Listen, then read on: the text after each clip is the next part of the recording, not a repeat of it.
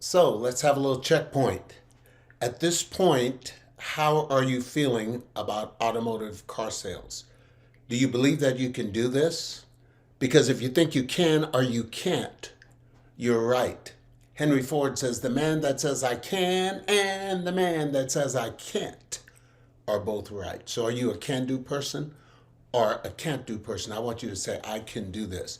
Yeah, if you can understand the simple steps, the simple process, the simple techniques, and follow through, you can be successful at this game. All right, step number 7 is worksheet presentation. Now, here's where the rubber meets the road because the most difficult part of the sales process for most people is right here, especially when it comes to talking about money. See, some people are real good at the meet and greet. They can smile. One guy said, smiling like a jackass eating briars. You know what I mean? They can smile. They can shake hands. They can woo people. They can talk about various things like sports, the big game this weekend, the weather, the coming hurricane, storm, or snow, or hot weather wherever you live if you're near the beach. We can talk about those things, but when it comes to talking about money, a lot of people lock up because they have a psychological block concerning money. So here's some things to think of. At this point, you have earned the right to ask for their business, and you have the customer's name and the qualifying information.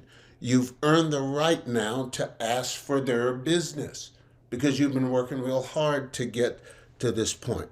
Now, what you do after the customer gets out of the car after the demo drive is critical to the sale. It kind of reminds me of a Western movie where when they jump out of the car, it's going to be quick draw. And the fastest one to pull their gun is the one that wins. Now, I'm not implying violence here, okay? But meaning, okay, here's what happens if you're not careful, if you don't follow the procedure I gave you at the end of the demo drive. And I've learned this by experience. You pull up to the dealership, the customer jumps out of the car real fast and says to the wife, "Oh, we gotta go. Remember, we have to feed our neighbor's dog. Bernard, you got a card?" Now, who has to feed their neighbor's dog?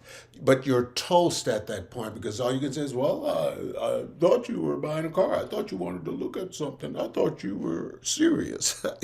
You start having all those thoughts and then you start getting negative and you start feeling I've wasted all this time, been with these people 2 hours